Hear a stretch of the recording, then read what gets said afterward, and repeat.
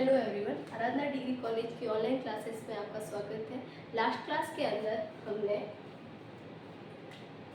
Electronic displacement के बारे में डिस्कस किया था और इस इलेक्ट्रॉनिक डिस्प्लेसमेंट के अंदर हमने देखा था कि इलेक्ट्रॉनिक जो डिस्प्लेसमेंट होता है वो टू टाइप का होता है। एक तो होता है स्थायी और एक होता है अस्थायी।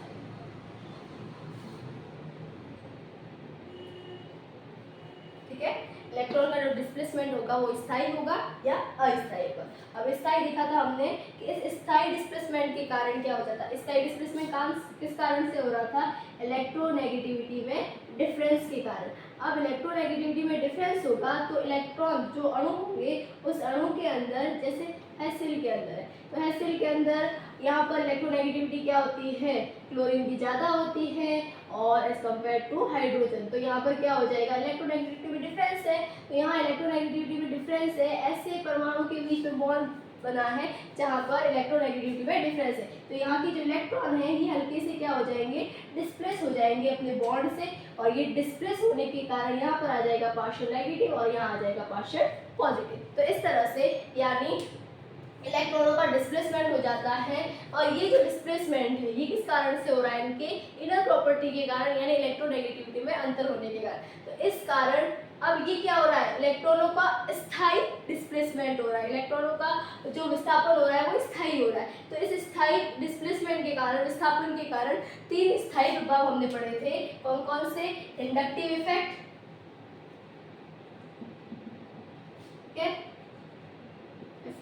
और इसके बाद हमने पढ़ा था हाइपर कंजुगेशन, और हाइपर कंजुगेशन के बाद हमने पढ़ा था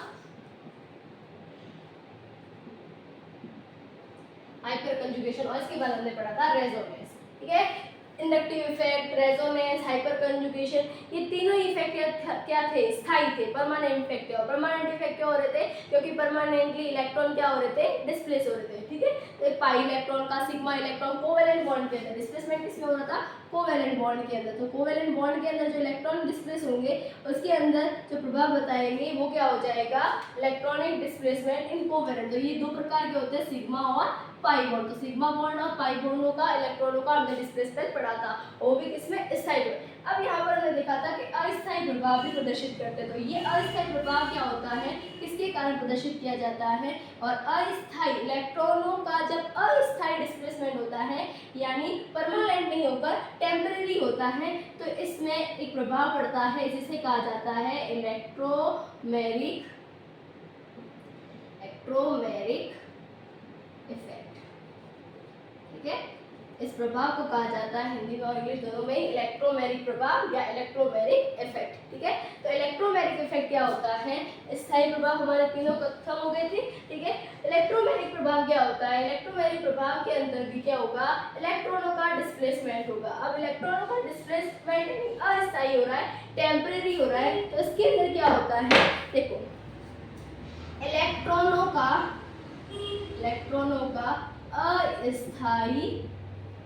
अस्थायी क्या होगा? विस्थापन। इलेक्ट्रॉनों का जब अस्थायी विस्थापन होता है, विस्थापन कैसा होगा? अस्थायी होगा। अस्थायी का मतलब कैसा होता है? किसके कारण होगा? हमने किसी बाह्य अभिकर्मक को ऐड कर दिया। ठीक है, यानी जब किसी अणु के अंदर किसी बाह्य अभिक्रमक को या बाह्य आक्रमणकारी को ऐड करने पर, उसमें मिलाने पर जो अणु हैं उनके इलेक्ट्रॉन क्या हो जाते हैं? डिस्प्लेस हो जाते हैं, विस्थापित हो जाते हैं। तो इस प्रभाव को हम कहते हैं अस्थायी प्रभाव। इस प्रकार के प्रभाव को क्या कहा जाता है? अस्थायी प्रभाव। और वो अस्थायी प्रभाव कौन सा है? इलेक्ट्रोमेरिक प्रभाव। इलेक्ट्रोमेरिक प्रभाव क्या होता है कि किसी अणु के अंदर, किसी यौगिक के अंदर कोई बाह्य आक्रमणकारी अभिक्रमक मिलाने का कारण इनके इलेक्ट्रॉन, जो अणु के इलेक्ट्रॉन या यौगिक के इलेक्ट्रॉन होते हैं वो क्या हो जाते हैं? विस्थापित हो जाते हैं। और ये विस्थापन अभिक्रमक के मिलाने के कारण होता है, इसलिए अस्थायी होता है। जैसे ही अभिक्रमक को हटाया जाता है यह प्रभाव वापस खत्म हो जाता है। यानी किसी अभिक्रमक को ऐड करने पर इलेक्ट्रॉन को डिस्प्लेस हो जाना, इस प्रभाव को क्या कहा जाता है? इलेक्ट्रोमेरिक प्रभाव। ठीक है, कुछ एग्जांपल से समझते हैं। यानी हमने क्या कर दिया, जैसे CH3 CH2 double bond CH2, इसके अंदर हमने क्या मिक्स किया, हाइड्रोजन क्लोराइड यानी HCl। अब ये HCl मिक्स करने पर क्या होगा, इस HCl के अंदर एक तो क्या होगा एक तो क्या होगा न्यूक्लियोफिलिक, ठीक है, और एक क्या होगा इलेक्ट्रोफिलिक। न्यूक्लियोफिलिक और इलेक्ट्रोफिलिक क्या होते हैं, न्यूक्लियोफिलिक किसे कहा जाता है, ठीक है, न्यूक्लियोफिलिक किसे कहा जाता है और इलेक्ट्रोफिलिक किसे कहा जाता है। तो ऐसे स्पीशीज जिसके ऊपर क्या होता है, धनायन होता है, या ऐसी स्पीशीज जो क्या होती है, स्वयं इलेक्ट्रॉन न्यून होती है, स्वयं क्या होती है, इलेक्ट्रॉन न्यून होती है, और वहां आक्रमण करती है उस अणु पर या उस स्पीशीज पर आक्रमण करती है जो क्या होंगे, इलेक्ट्रॉन धनी होंगे। इलेक्ट्रॉन उस स्पीशीज पर आक्रमण करेंगे जो क्या होंगे, इलेक्ट्रॉन धनी होते हैं, ठीक है। तो इलेक्ट्रॉन यानी इलेक्ट्रॉन स्नेही क्या होते हैं, इलेक्ट्रॉन स्नेही क्या होंगे, और एक होते हैं नाभिक स्नेही, ठीक है, एक होते हैं इलेक्ट्रॉन स्नेही और एक क्या होते हैं नाभिक स्नेही। इलेक्ट्रॉन स्नेही क्या होते हैं, ऐसी स्पीशीज जो स्वयं क्या होती है, इलेक्ट्रॉन स्नेही नाम से पता चल रहा है कि ऐसे स्पीशीज जिनके पास जो इलेक्ट्रॉन से स्नेह करेगी, और इलेक्ट्रॉन से स्नेह कौन करेगा, देखो इलेक्ट्रॉन कैसा है, इलेक्ट्रॉन कैसा है, नेगेटिवली चार्ज, इलेक्ट्रॉन पर कौन सा चार्ज होता है, नेगेटिव। तो इलेक्ट्रॉन किससे स्नेह करेगा, जिसके पास कैसा होगा, पॉजिटिव चार्ज, इलेक्ट्रॉन स्नेही। यानी ऐसी स्पीशीज जो क्या होती है, किसके साथ आकर्षण बताती है, जो स्वयं क्या होंगे, इलेक्ट्रॉन के साथ क्या करेंगे, इलेक्ट्रॉन स्नेही वो होंगे जो क्या करेंगे, किससे स्नेह बताएंगे, जहां पर इलेक्ट्रॉन ज्यादा है, ठीक है, इलेक्ट्रॉन स्नेही, ठीक है। ऐसी स्पीशीज वहां जाके अटैच होगी जहां पर इलेक्ट्रॉन क्या होंगे, ज्यादा है, इलेक्ट्रॉन से स्नेह करेगी। अब इलेक्ट्रॉन से स्नेह कब करेगी, जब ये स्पीशीज कैसी होगी, इलेक्ट्रॉन न्यून होगी, जिसके पास इलेक्ट्रॉन की कमी होगी, जिनके पास इलेक्ट्रॉन नहीं है। तो इलेक्ट्रॉन नहीं है तो उसके पास कैसा होगा, वो कैसा होगा, पॉजिटिवली चार्ज होगा। ए है, ए पॉजिटिवली चार्ज है, कोई भी हमने एग्जांपल ले लिया, जैसे ए है, कोई भी ए है, तो ए जो धातु आयन है वो क्या करेगा, इसके पास इलेक्ट्रॉन की कमी है, किसी अणु के, किसी परमाणु के पास, किसी स्पीशीज के पास इलेक्ट्रॉन की कमी है, वो हम किससे पता लगाते हैं, धनायन के द्वारा।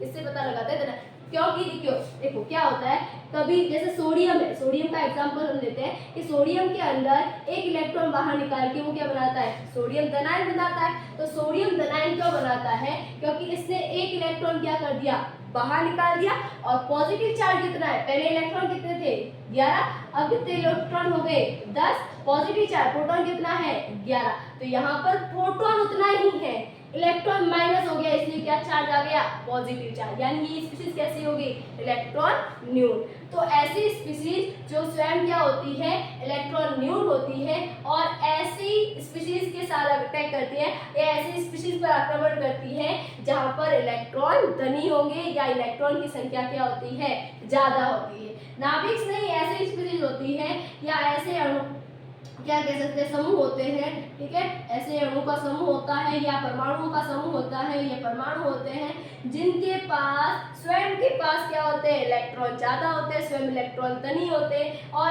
ऐसे स्पीशीज पर आक्रमण करेंगे जहां इलेक्ट्रॉन की क्या होगी, कमी होगी, जहां पर इलेक्ट्रॉन की क्या होती है, कमी होती है। जैसे हम एग्जांपल देखते हैं कि जो बेंजीन के अंदर जो फिनॉल होता है, वो फिनॉल कैसी अभिक्रिया बताता है, इलेक्ट्रॉन स्नेही प्रतिस्थापन अभिक्रिया। क्यों, क्योंकि इसके जो ऑर्थो और पैरा पर होते हैं, ये इलेक्ट्रॉन यहाँ आएंगे तो ये इलेक्ट्रॉन कहाँ चले जाएंगे, इधर, और इस तरह से यहाँ पर क्या आ जाता है, माइनस चार्ज, और यहाँ इस तरह से ऑर्थो और पैरा पर की स्थिति पर क्या आ जाता है, माइनस चार्ज, और यहाँ इलेक्ट्रॉन धनी है, माइनस मतलब इलेक्ट्रॉन घनत्व क्या है, ज्यादा है। इलेक्ट्रॉन घनत्व ज्यादा है तो कौन सी स्पीशीज आएगी, जिनके पास इलेक्ट्रॉन की कमी है, इसलिए यहाँ पर कौन सी अभिक्रिया होती है, इलेक्ट्रॉन स्नेही प्रतिस्थापन अभिक्रिया। प्रतिस्थापन अभिक्रिया क्यों कहते हैं, एडिशन होना चाहिए, बट यहाँ पर जो हाइड्रोजन होता है वो हाइड्रोजन क्या हो जाता है, रिमूव हो जाता है प्रोटॉन की फॉर्म में। इसमें भी क्या है पॉजिटिव, तो ये भी क्या है एक इलेक्ट्रॉन नहीं है, तो इलेक्ट्रॉन स्नेही के द्वारा इलेक्ट्रॉन स्नेही का प्रतिस्थापन हुआ। तो इस अभिक्रिया को क्या कहते हैं इलेक्ट्रॉन स्नेही प्रतिस्थापन अभिक्रिया। तो नाभिक जितने भी फिनॉल है वो फिनॉल क्या करते हैं इलेक्ट्रॉन स्नेही प्रतिस्थापन अभिक्रिया प्रदर्शित करते हैं। क्यों? क्योंकि वहां पर जुड़ते हैं इलेक्ट्रॉन स्नेही, जिनके पास इलेक्ट्रॉन की कमी है वो कहाँ अटैच होंगे जहाँ इलेक्ट्रॉन ज्यादा होंगे, इलेक्ट्रॉन घनत्व ज्यादा। और फिनॉल के अंदर जो OH समूह है वो बेंजीन रिंग पर इलेक्ट्रॉन घनत्व को क्या कर देता है बढ़ा देता है।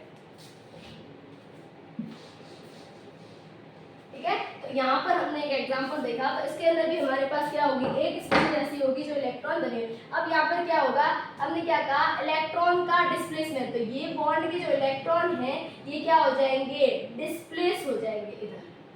ठीक है, ये बॉन्ड के जो इलेक्ट्रॉन है अब दोनों की विद्युत ऋणता क्या है बराबर है, तो या तो इस कार्बन पर होंगे या इस कार्बन पर होंगे, दोनों में से किसी भी कार्बन पर हो सकते हैं। ठीक है, तो कंप्लीटली अगर ये बॉन्ड यहाँ पर क्या आ जाते हैं इलेक्ट्रॉन इधर आ जाते हैं, तो यहाँ पर क्या होगा CH2 किसके कारण हुआ, ये क्लोरीन ये जो हैसिल हमने मिलाया एक बाह्य आक्रमणकारी अभिक्रमक, इस बाह्य आक्रमणकारी अभिक्रमक के अंदर क्या होगा ये जो Cl है ये माइनस और ये H प्लस, तो पहले H प्लस आएगा तो ये H प्लस प्रोटॉन की फॉर्म में आएगा। ठीक है, तो इसलिए अब CH2 ये इलेक्ट्रॉन क्या होंगे यहाँ डिस्प्लेस हो गए कंप्लीटली, और यहाँ पर क्या होगा ये कहाँ अटैच करेगा इधर, तो इधर क्या आ जाएगा हमारे पास CH2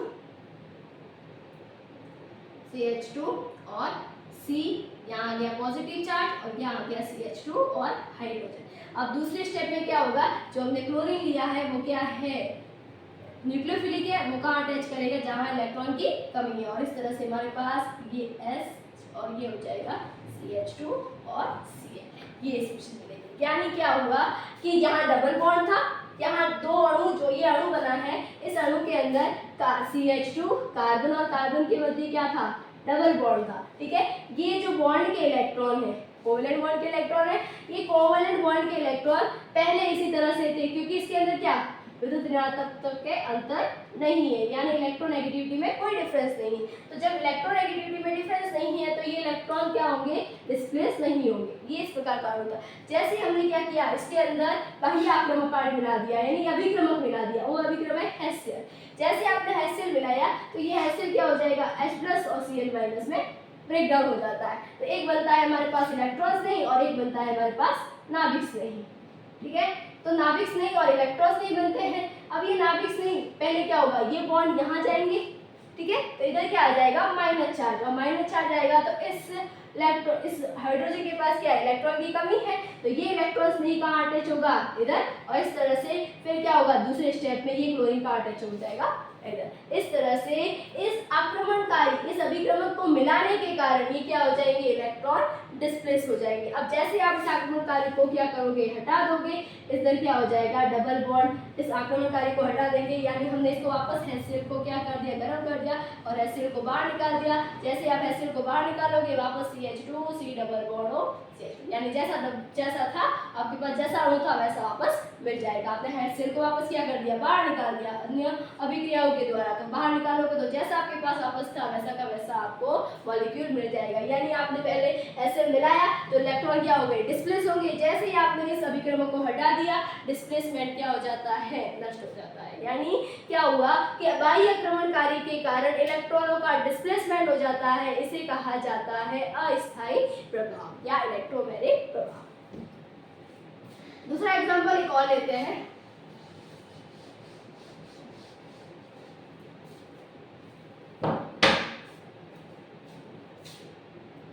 एल्केन के अंदर लेते हैं, एल्कीन का H2O के साथ रिएक्शन, जब एल्कीन की H2O के साथ रिएक्शन करवाई जाती है तब भी क्या होता है H और OH। ठीक है, तो यहाँ पर क्या होगा ये ब्रेक डाउन होंगे H प्लस और OH माइनस, तो ये नाभिक नहीं हो गया और ये क्या हो गया इलेक्ट्रॉन नहीं। वैसे जैसे मिलाएंगे ये बॉन्ड यहाँ आ जाएंगे तो ये वाली स्पीसीज कहाँ चली जाएगी, ये H प्लस कहाँ जाएगा इधर, और ये वाला जो है वो कहाँ जाएगा इधर। तो यहाँ पर क्या मिलेगा हमारे पास CH2 हाइड्रोजन और CH2OH। ठीक है, या इसको ऐसे लिख सकते हैं CH3, ठीक है। अब इस अल्कोहल को आप क्या करो, गर्म करो, या इसका निर्जलीकरण करवाते हैं H2SO4 के साथ, ठीक है। H2SO4 जो होता है वो प्रबल निर्जलीकारक होता है। जैसे आपका इसका निर्जलीकरण करवाओगे तो इसके अंदर से ये वाटर मॉलिक्यूल बाहर निकल जाएगा, ठीक है, और वाटर मॉलिक्यूल जैसे ही बाहर निकलेगा आपको क्या मिलेगा, CH2, ठीक है। तो आपने एल्कीन ली थी, जैसे ही आपने वाटर को बाहर निकाल दिया, बाह्य आक्रमणकारी को, वापस आपको पुनः क्या मिल गई, एल्कीन मिल गई। यानी पहले तो क्या हुआ, इलेक्ट्रॉन का डिस्प्लेसमेंट हुआ, क्यों हुआ, क्योंकि आपने इसके अंदर वाटर मिक्स किया। जैसे ही आपने वाटर को हटा दिया आपके पास वापस क्या हो गया, डबल बॉन्ड बन गया। तो इस तरह से इलेक्ट्रॉनिक जो डिस्प्लेसमेंट होता है अस्थायी प्रभाव के कारण, वो क्या होता है, इलेक्ट्रोमैग्नेटिक प्रभाव। अस्थायी प्रभाव के कारण जो इलेक्ट्रॉन का डिस्प्लेसमेंट होता है उसे कहा जाता है इलेक्ट्रोमैग्नेटिक प्रभाव। इसके अंदर क्या होगा, अभिक्रमों को ऐड करेंगे तो इलेक्ट्रॉन डिस्प्लेस हो जाएंगे, जैसे उस अभिक्रमों को हटाया जाएगा वो प्रभाव क्या हो जाएगा, नष्ट हो जाएगा। इसे हम आगे कंटिन्यू नेक्स्ट क्लास में देखते हैं।